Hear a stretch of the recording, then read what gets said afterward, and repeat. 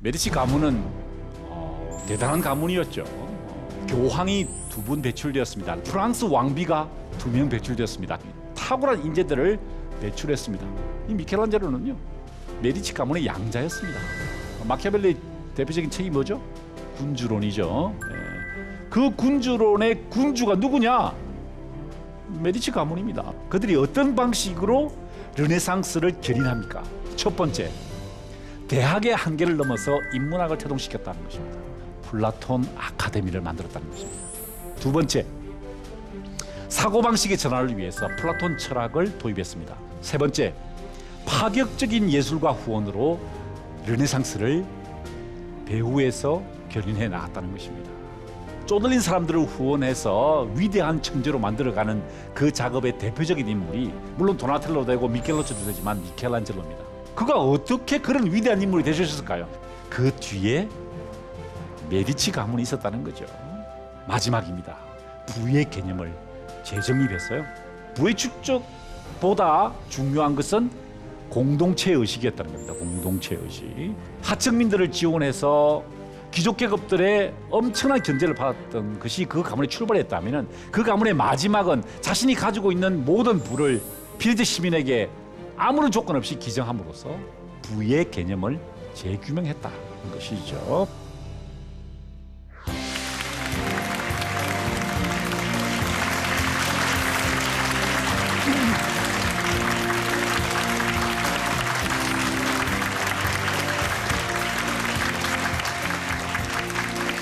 반갑습니다. 저는 여러분들을 아름다운 예술의 시대, 빛의 시대, 창조의 시대, 아름다움의 시대, 르네상스 시대로 여러분을 모시고 갈 연세대학교의 김상근 교수입니다.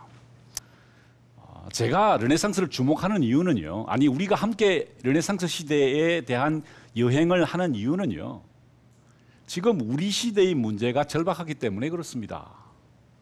우리 시대 때문에 우리는 500년 전에, 600년 전에 르네상스 시대를 주목해야 합니다. 자, 바로 오늘의 문제입니다. 오늘의 문제. 도대체 오늘 하루 동안 어떤 일이 벌어지고 있었을까요?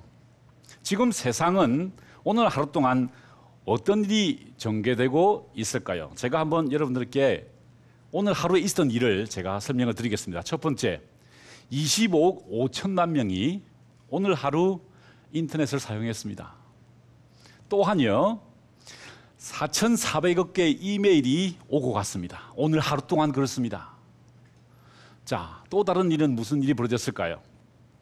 하루 68만 대의 TV가 판매되는 반면에 오늘 하루 507만 대의 휴대전화기가 판매되었다는 것입니다. 여러분, 오늘 하루 이태어진 일을 보면서 무슨 생각이 드십니까? 엄청난 일이 오늘도 오늘 하루에 진행되고 있다는 것이죠.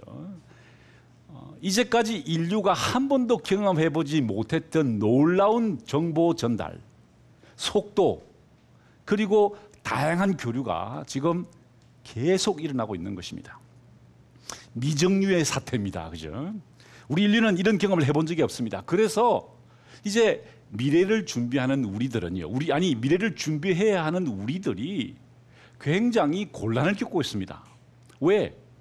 이런 미정유의 사태를 한 번도 경험해보지 못했기 때문에 도대체 어떻게 갑자기 이 세상이 급변하게 돌아가는 이 현상 가운데서 우리가 방향을 잡고 균형을 유지할 것인가? 이 르네상스는 중세 천년의 역사를 단절시키는 힘을 가지고 있었습니다. 그런데 이 르네상스 시대가 중세 천년의 역사를 끝내고 새로운 창조의 시대, 아름다움의 시대, 빛의 시대, 르네상스를 시작했다는 것이죠. 중세 시대 사람들은요, 어떻게 살았길래 르네상스 시대의 사람들, 그리고 근대 현대 사람들이 그 시대를 암흑의 시대라 이렇게 불렀을까요? 중세 사람들은 이렇게 살았습니다. 보시는 것처럼 엄주가무가요, 그들의 일상이었는지 모르겠어요. 이것은 사실 사순절 기간 이전에 카니발 축제, 사육제라 그러죠. 그 사이에 일어났던 어떤 그 사회의 어떤 음주 가물을 보여주는 건데, 보시는 것처럼 어린아이에게 술을 먹이고요. 또 무엇보다 그 시대는요, 어떤 현상이 있었냐면 굉장히 폭력적이었습니다. 굉장히 폭력적이었어요. 중세 시대에 교회당에서 울리는, 성당에서 울리는 종소리는 무엇을 상징했느냐? 더 이상 싸우지 말라는 게, 종 칠 때만이라도 제발 좀 싸우지 말라는 것이었어요. 그래서 이렇게 싸우다가 종이 댕댕 치면은 일단 휴전을 했던 것이 중세 시대의 사람들의 삶이었습니다. 자, 1348년도에요. 베네치아에 배가 한 대 도착했습니다. 그 배 밑창에 쥐가 몇 마리 있었어요. 그 쥐의 몸에 어떤 병균이 있었죠? 흑사병의 균이 있었습니다. 그리고 2년 사이에 전 유럽으로 이 흑사병이 퍼져나가면서요, 유럽 인구의 3분의 1이 죽어나갔습니다. 그렇기 때문에 유럽 사람들은요, 언제 죽을지 모르기 때문에, 언제 죽음이 닥칠지 모르기 때문에 죽음의 순간에 천국으로 올라가기 위해서, 지옥의 나락으로 떨어지지 않기 위해서 전전긍긍하는 삶을 살았습니다. 종교적 책무에 대한 생각으로 생을 살았다는 거죠. 생을 살았다는 것입니다. 그렇기 때문에 그들의 삶은 지극히 종교적이었다라고 이해해 볼 수 있겠습니다. 이게 중세의 지도인데요. 딱 보시면은 세계 지도가 아니라 지중해를 중심으로 한 지도라는 것을 알 수 있습니다. 제일 중앙에 보시면은 둥근 큰 도시가 하나 보이죠? 저게 어딜까요? 바로 예루살렘입니다. 예루살렘. 십자가 운동이 그래서 생긴 거죠. 자, 중세 사람들은 성지순례가 그들의 생애의 목적이었기 때문에, 존재의 이유였기 때문에 예루살렘이 제일 중심이 되는 세계관을 가졌다는 것이죠. 그러다 보니까 예루살렘을 위시한 터키, 그다음에 그리스, 이탈리아 요 지역이 세계 전부인 것으로 알았다는 것입니다. 그래서 우리는 그 시대를 암흑의 시대다 이렇게 이야기를 합니다. 그런데요, 놀랍게도 이 암흑의 시대가 갑자기 한 도시에서 끝이 나버립니다. 어딜까요? 바로 이곳입니다. 피렌체라는 곳입니다. 참 이상해요. 왜?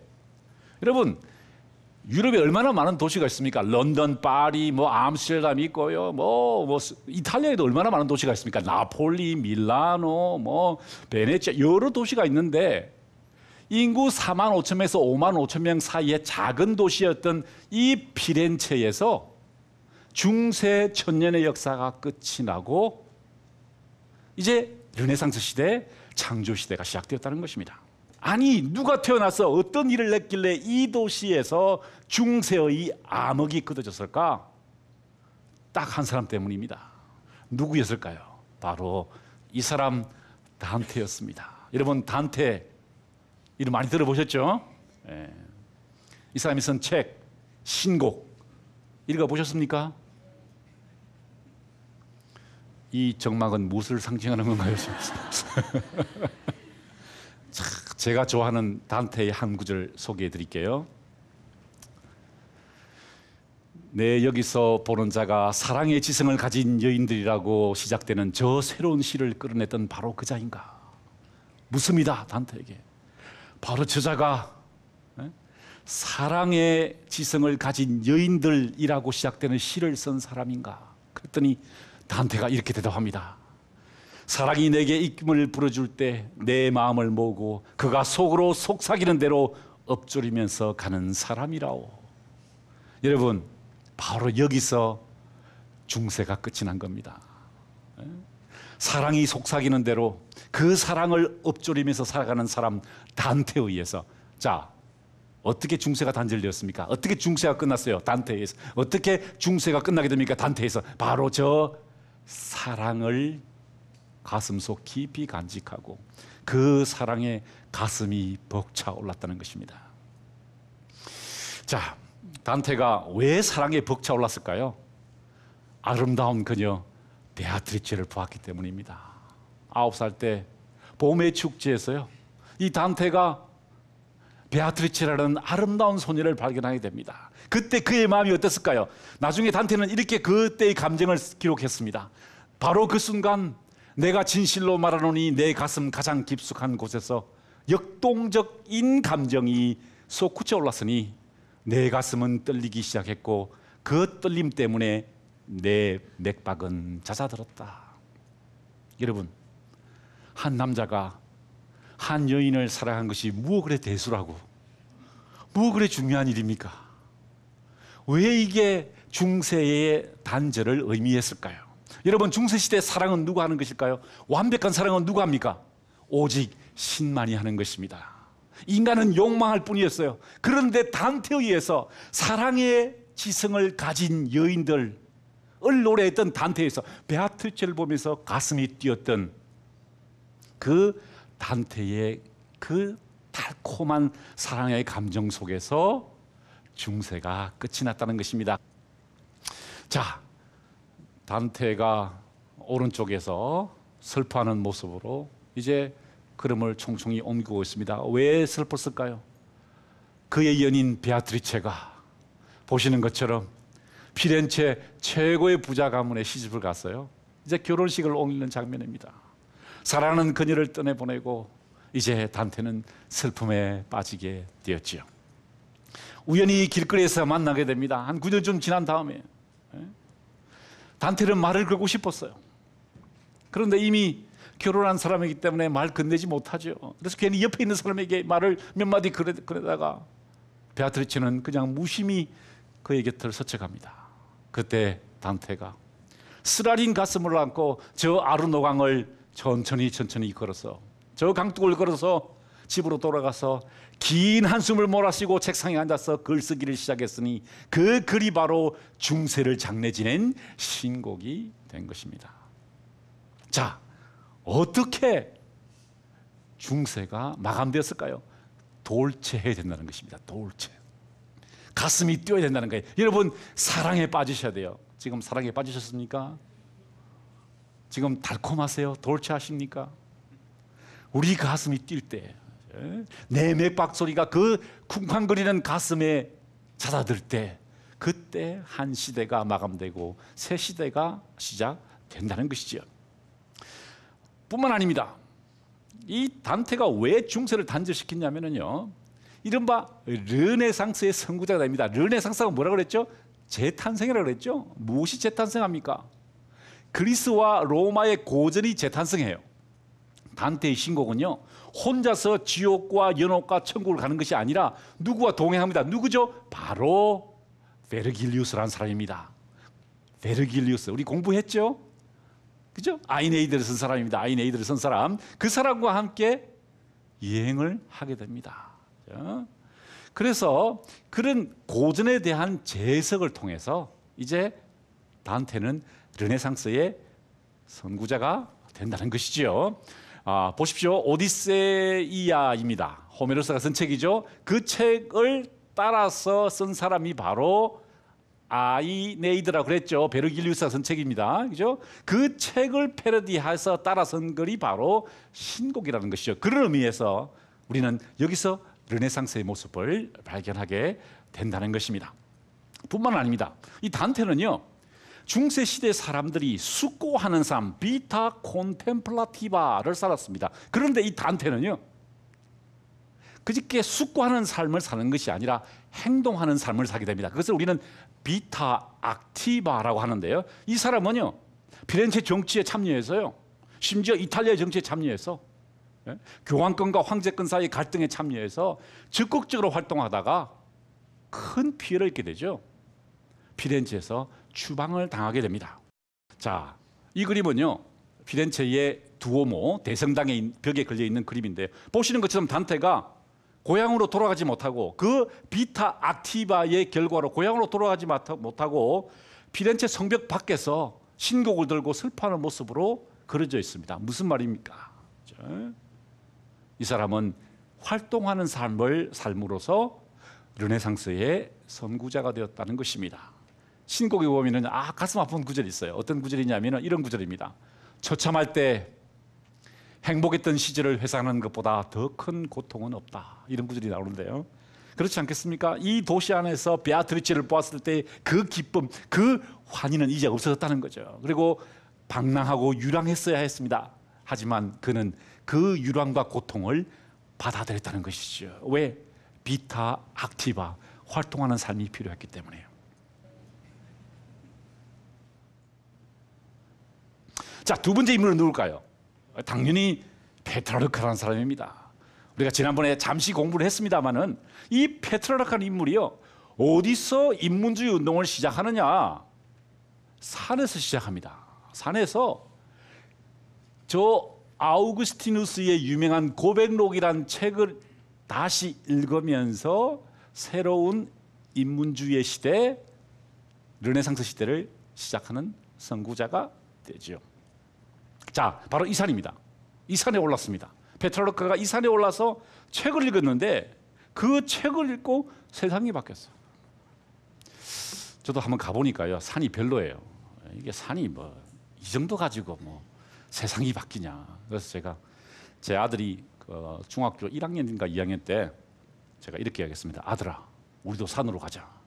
산에서 세상이 바뀐다는데 진짜 산으로 가서 그 페트라르카가 읽었다는 그 아우구스티누스의 책을 한번 읽어보자. 그래서 제가 딱 제 아들을 데리고 여기로 갔습니다. 이게 어디냐면은 바로 대청봉이라는 곳입니다.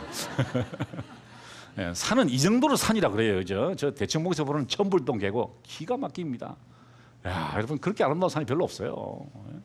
제가 거기서 제 아들을 여기 앉혀놓고요, 그 페트라르카가 읽었다는 그 아우구스티누스의 고백록을 읽어줬습니다.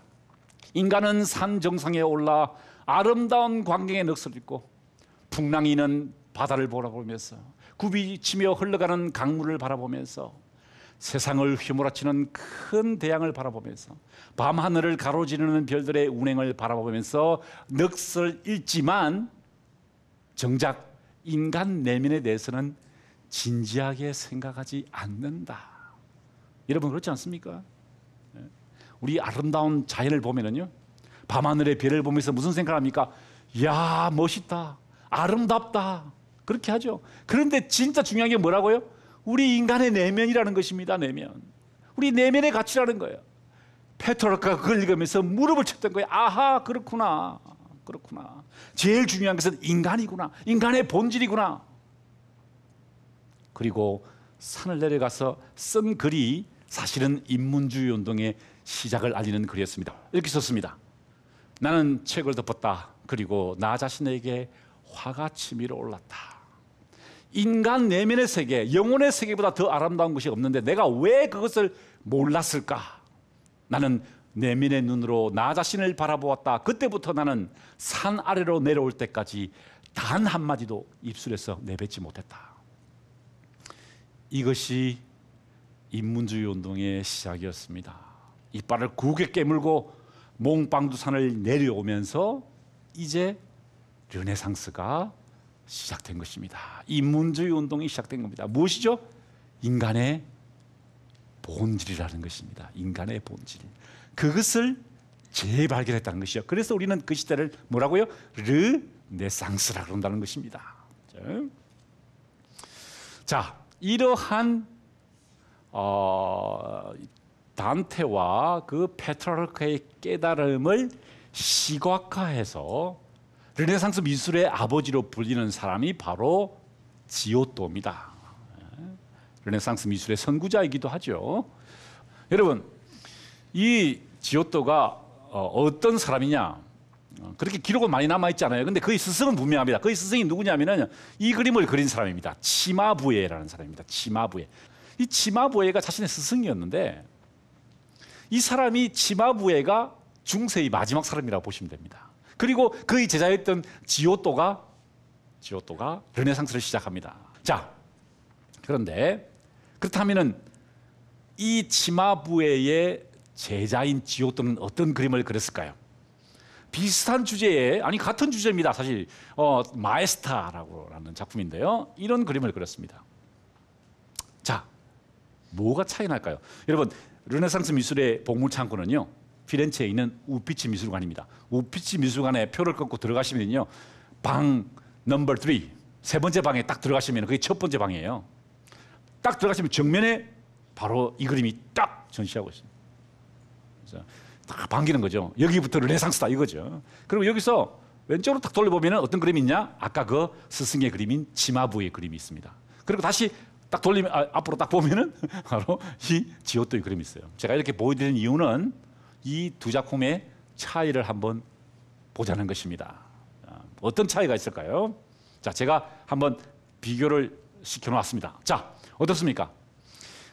이 두 작품에서 어떤 차이가 있나요? 자, 왼쪽은 치마부의 작품이고요. 오른쪽은 지오토의 작품입니다. 한쪽은 중세의 그림이고 한쪽은 르네상스의 그림입니다. 어떤 차이가 있습니까? 자, 선생님 한번 대답해 보시겠어요? 후광입니다. 후광. 어떤 후광입니까? 어떤 차이가 있어요? 지금 치마부의 그림을 보면 그 아기를 안고 있는 그 사람의 뒤에 후광이 있습니다. 후광이 있죠, 이게. 그런데 아기의 뒤에는 후광이 없고요. 또 다른 차이. 예, 선생님. 오른쪽은 밑에가 저 위에 사람을 쳐다보는 거가 있고요. 예. 왼쪽은 쳐다보질 않고 이쪽을 바라보고 있죠. 예, 그런 차이가 있습니다. 예, 맞아요. 우리 박수 한번 쳐주십시다. 예, 고맙습니다. 예. 자, 또 다른 거, 또 다른 차이를 볼 수 있으면, 예.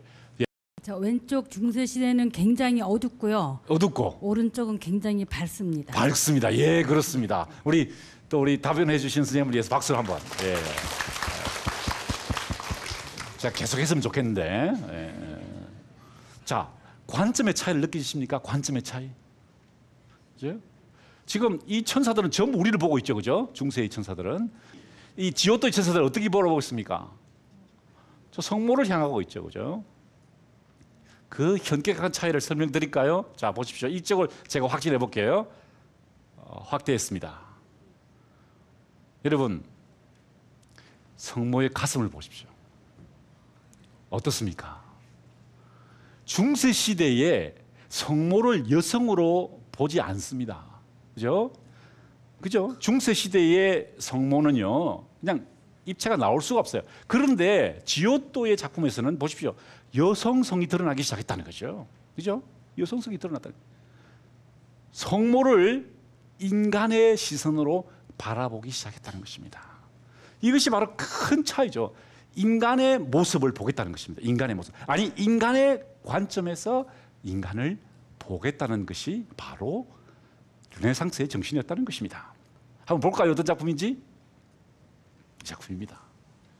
울트라마린, 저 푸른색이 그냥 전체를 에워싸고 있는데요. 어떻게 보면 르네상스의 분기점이죠. 바로 여기에서 르네상스가 탄생했다는 것입니다. 자, 우리 한 장면만 좀 보겠습니다. 한 장면. 보면은 이 예수께서 이제 무덤에 묻히기 직전에 그의 가족과 그의 제자들이 슬퍼하고 있는 장면입니다. 그런데 그 위에서 하늘을 날고 있는 천사들의 얼굴을 한번 자세히 볼까요? 이렇게 되어 있습니다. 어떻습니까? 여러분, 아주 심각한 천사의 표정이 보이죠? 이 천사는 어떻습니까? 여러분, 이걸 천사라고 할 수 있어요? 이 얼굴이? 중세 시대의 천사를 저렇게 그리면요, 큰일 납니다. 화가가. 왜? 천사는 어떤 존재죠? 신과 인간을 매개하는 존재입니다. 그렇기 때문에 거룩하고 아름답게 그려야 돼요. 그런데 보십시오. 예수의 시신 앞에서 울부짖는 천사 얼굴에서 인간의 슬픔의 표정이 반영되기 시작했다는 것이죠. 이런 심각한 표정의 그림이 그려지기 시작했다는 것입니다. 자, 또 다른 작품 하나 볼까요? 여기는요, 이 물로 포도주를 만드는 기적을 일으킨 예수에 대한 묘사입니다. 그런데 제가 참 재미있게 보는 장면은요, 바로 이 장면입니다. 이 사람이 누구냐면은 이 연회장이라고 그래요. 이 파티, 이 잔치, 결혼식 잔치를 주관하는 연회장인데요. 이 사람이 포도주 맛을 보고 있는 장면입니다. 그런데 이 성모의 표정이 굉장히 애처롭죠. 이 연회장을 바라보고 있는 모습이에요. 어떤 모습이죠? 인간아, 너 그러다가 죽는다. 이런 표정이에요. 그죠? 이 배를 보세요. 이 배하고 이 술독하고 비슷해 보이죠. 그죠?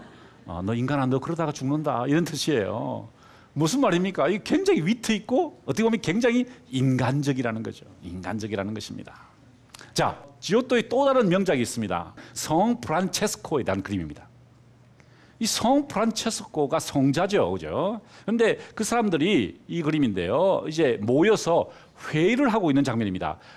성 프란체스코 수도에서 무슨 문제가 생겨서 회의를 하고 있는데 오래전에 돌아가셨던 성 프란체스코께서 보시는 것처럼 기적을 일으키면서 다시 나타나신 거예요. 돌아가신 분이 나타나신 겁니다. 쫙 공중부양을 일으킨 거예요. 보시면 다리가 없어요. 다리가 뭐예요? 공중에 떴다는 거예요. 쫙 떴다는 거예요. 그러니까 사람들이 회의를 하다가 갑자기 성 프란체스코가 나타나니까 당황해서 막 깜짝 놀라서 기적을 바라보면서 막 그냥 놀라고 있는 장면이에요. 그런데 이 지오토가 어떻게 이 작품을 그렸느냐? 이 한쪽 구석에 있는 이 사람을 보십시오. 어떤 표정을 짓고 있습니까? 이런 표정을 짓고 있습니다. 무슨 표정이죠? 의심하는 표정이에요. 어떻게 죽은 사람이, 돌아가신 분이 우리 앞에 모습을 드러낼 수 있단 말인가 라고 의심할 수밖에 없는, 그렇죠?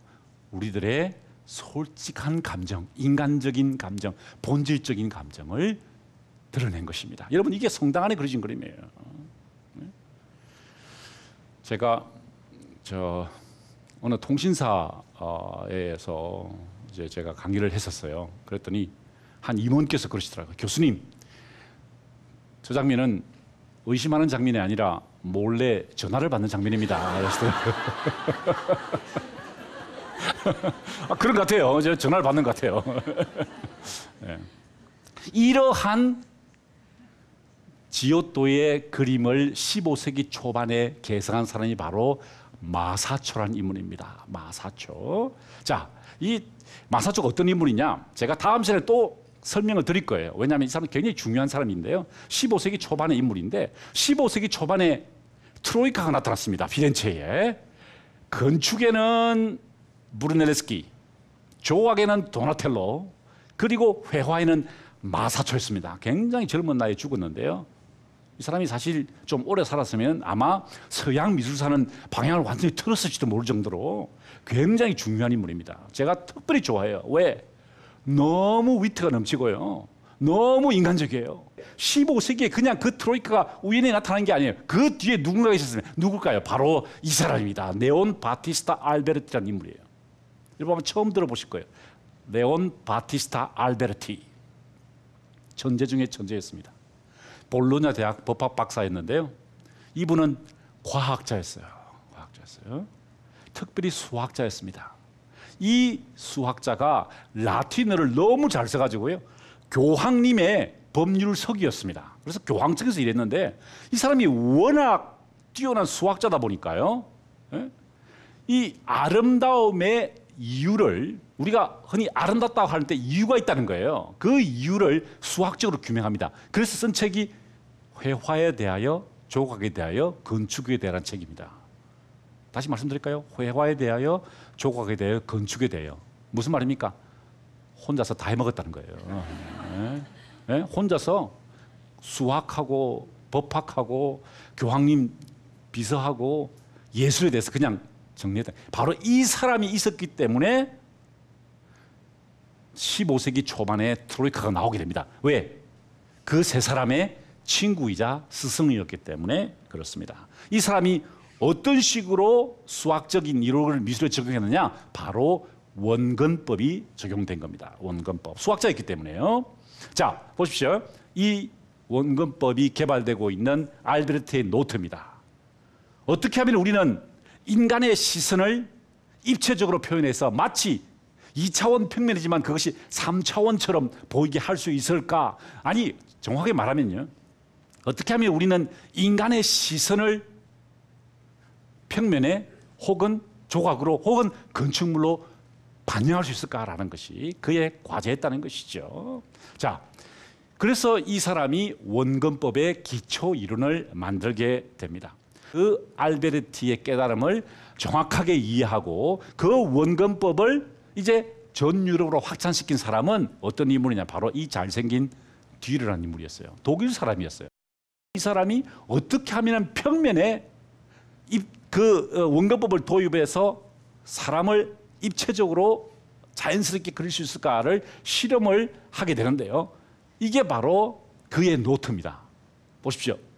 어떻게 하면은 이 상자를 입체적으로 표현할 것이냐. 그 벽면을, 그 틀을 만들었어요. 그 틀에 점을 찍어서 입체적으로 그것을 연결하면은 이게 입체적으로 보인다는 것을 발견하게 되죠. 알베르트의 깨달음을 이제 이론화합니다. 그래서 보시는 것처럼 여인의 누드를 그릴 때요. 보시는 것처럼 창틀을 만들어서 이제 금을 끈 다음에 이 점에다가 찍은 다음에 그것을 평면에 다시 옮겨서 하면은 이제 입체적으로 보인다는 것을 확인하게 된다는 것입니다.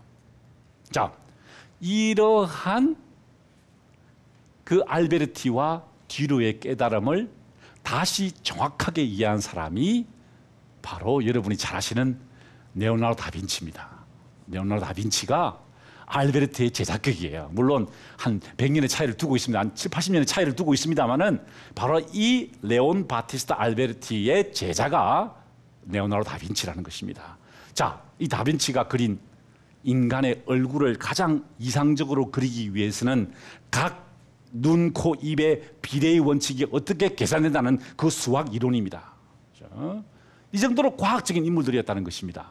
알베르티의 뒤를 이었던 뒤러와 다빈치는요, 현상의 세계를 면밀히 관찰해서 그 현상을 어떻게 인간의 시각을 다시 3차원을 2차원으로 전환시키는가, 인간의 시선을 어떻게 3차원처럼 보이게 할 수 있을까를 면밀하게 연구했던 사람이라는 것이죠. 자, 그래서 이 레오나르도 다빈치가 벌써 젊은 시절에 스테고지라는 작품을 그렸는데요. 이 잘 보시면은요, 여기에 한 개의 포컬 포인트가 보입니다. 그죠? 한 개의 포컬 포인트를 중심으로 모든 선이 일치됨으로써, 자, 이 작품은 입체적으로 보이기 시작한다는 것을 정확하게 이해했다는 것이죠. 여러분 잘 아시는 최후의 만찬이라는 작품입니다. 자, 이것을 확대해서 다시 원근법이 어떻게 적용되나 볼까요? 한 개의 소실점을 향해서 모든 선이 직선으로 일치됩니다. 그렇죠? 자, 이게 왜 중요할까요? 인간의 시선을 보았다는 것입니다. 우리가 사물을 바라볼 때 한 개의 시선을 향해서 보죠. 그죠? 한 개의 포컬 포인트를 보지 않습니까? 이것을 그림으로 표현하면서, 그렇죠? 이제 15세기 전반까지 르네상스의 이론적 기초가, 인간의 시선에 대한 이론적 기초가 완성되었다는 것입니다. 자, 다시 마사초로 돌아갑니다. 왜냐하면 이 원근법이 처음으로 시도된 작품이 바로 이 마사초가 그렸기 때문에 그렇죠. 이 마사초가 그린 삼위일체라는 작품입니다. 산타 노벨라 성당에 가면은 이 그림이 있어요. 피렌체에 있는 성당, 아름다운 성당인데 벽면에 이렇게 그려져 있습니다. 여러분, 이게요, 동상이 아닙니다. 벽면입니다, 벽면. 그런데 처음으로 저 벽면이 입체처럼 보인다는 것이죠. 자, 제가 이것을 이렇게 제가 설명할 수 있을 것 같아요. 마치 이게 지금 그림을 보고 있는데요, 그 뒤에 이런 입체가 있는 것처럼 보인다는 것이죠. 어떻게 이것이 가능했냐는 겁니다. 어떻게 가능했느냐? 바로 알베르티, 뒤러, 그리고 나중에 이 레오나르도 다빈치가 인간의 시선을 주목하면서 이런 그림을 완성해 냈다는 것이죠. 자, 그것이 바로 15세기 피렌체 르네상스의 시작을 알리는 중요한 계기였다는 것입니다. 저는 이 마사초를 굉장히 좋아하는데요. 아까 제가 말씀드린 대로 굉장히 인간적이에요. 네? 그는 인간의 시선만 주목한 것이 아니라 인간의 그 감정, 그 느낌, 그 해학을요, 굉장히 중시했던 인물입니다. 자, 어떤 그림이 중요할까요? 두 가지만 제가 보여드릴게요. 첫 번째, 낙원에서 추방되는 아담과 이브입니다. 좀 확대를 해볼까요? 여러분, 이 두 분의 얼굴을 한번 보십시오. 어떻습니까? 참혹하죠? 저 여성의 얼굴을 보십시오. 이브의 얼굴이죠? 근데 지금 눈썹은 빠졌고요. 지금 탈모가 진행되고 있는 것 같아요. 뒤쪽으로. 그다음 저 남자 아담의 표정을 보세요. 어떻습니까? 여러분, 중세 시대에 아담과 이브를 저렇게 그리잖아요. 그러면 화가는 잡혀가 죽습니다. 왜? 신성모독을 범한 거예요. 중세 시대 신학자들이 이렇게 해석했습니다. 아담은 예수의 구약적 모델이라는 것입니다. 이브는 성모 마리아의 구약적 모델이라는 것입니다. 그렇기 때문에 아담과 이브를 그릴 때는 어떻게 그려야 될까요? 이렇게 그려야 됩니다. 거룩하고 아름답게 그려야 돼요. 멋있게 그려줘야 됩니다. 그런데 보십시오. 어떻습니까? 아담과 이브의 모습이 어떻습니까? 참혹하죠? 여러분이 지금 낙원에서 추방된다고 생각해 보십시오. 그때 어떤 표정을 지을까요? 거룩하고 아름답게? 천만의 말씀이죠. 우리는 낙원에서 추방될 때 이런 표정을 짓게 됩니다. 공포와 수치와 두려움을 가지게 되죠. 그 모습을 그대로 적나라하게 그렸다는 것입니다. 성모 마리아 예수 그리스도의 구약적 모델이 중요한 것이 아니라 우리 인간은 나군에서 추방될 때 이런 감정을 품을 수밖에 없다는 것이지요. 그것을 처음으로 그리며 이제 마사초는 르네상스의 정신을 구현하게 된다는 것입니다. 자, 두 번째 그림 볼까요? 세례를 베푸시는 성 베드로라는 작품입니다. 자, 성 베드로는요, 예수의 12제자 중에서 어떤가라는 사람이었죠. 이분은 초대 교황이 되셨습니다. 그래서 중세 시대나 르네상스 시대에 성 베드로가 등장하면은요, 그것은 무엇을 상징하냐면은 교황권을 상징합니다. 교황의 권위를 상징해요. 그렇죠? 자, 이 교황의 권위를 상징하는 성 베드로께서 이제 세례를 베풀 것입니다. 세례는 물을 부어서 그리스도인을 만드는 겁니다. 기독교인을 만드는 거예요. 자, 물을 부었습니다. 그런데 이상하게도요, 이 세례를 받는 사람들의 표정이 조금 수상합니다. 보통 중세 시대에 세례를 받잖아요. 그러면 두 손을 모아서요, 고개를 숙입니다. 순종하는 자세. 혹은 두 팔을 벌려서 감사합니다. 그렇게 감사해요. 그런데 이 사람의 표정을 잘 보시면요, 어떻게 되냐면은 얼굴 인상이요, 이렇게 됐습니다. 이렇게 됐고 몸이 이렇게 올라가 있어요. 이렇게. 왜 그럴까요? 왜 이런 표정을 짓는 걸까요? 추워서 그런 겁니다. 보세요. 지는 두꺼운 옷 입고 있잖아요. 속에 내복까지 입고 있잖아요. 여러분, 이 옷은 토가라는 옷인데요, 저렇게 입는 옷이 한계치를 두르는 거예요. 그런데 추우니까 자기는 내복까지 입고 토가로 두른 거예요. 엄청 추운 날, 영하 10도쯤 되는 날이었던 것 같아요. 자, 뒤에 산을 보세요. 나무가 하나도 없죠. 무슨 말입니까? 추운 겨울이었다는 것입니다. 저 오른쪽에 있는 사람, 저 사람 표정 보세요. 어때요? 이 사람 표정은 어때요? 추워서 벌 떨고 있는 거예요. 추워. 빨리 끝나면 안 될까?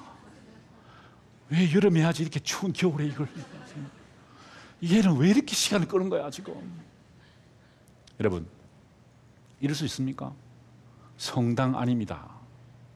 그리고 성 베드로는 누구를 상징한다고요? 교황을 상징합니다. 그런데 이 교황을 상징하는 거룩한 존재 앞에서 이 사람은요, 지금 몸을 들고 있다는 거예요. 무엇을 얘기하는 거죠? 인간은 아무리 거룩한 성 베드로 앞이라 할지라도 추운 겨울날 찬물 뒤집었으면 뭐요? 춥다는 거예요. 춥다는 거예요. 네? 지금 무릎을 탁 치시는데 바로 그거라는 거예요. 그래, 인간은 아무리 거룩한 성 베드로 앞이라 할지라도 추운 겨울날 찬물 뒤집었으면 뭐요? 몸을 떤다는 것입니다. 몸을 떤다는 것입니다. 이것이 바로 르네상스였다는 것입니다. 이것이 바로 새로운 시대를 알리는 전환점이 된 것입니다. 무엇을 주목한 거죠? 인간을 바라본 겁니다. 인간의 시선을 긍정했다는 것입니다. 여러분, 우리는 그림을 왜 보는 것일까요? 르네상스 강의한다 그러니까 여러분은 르네상스 그림들을 쫙 보여주면서 설명하려고 생각하셨죠? 기대에 어긋나서 죄송합니다.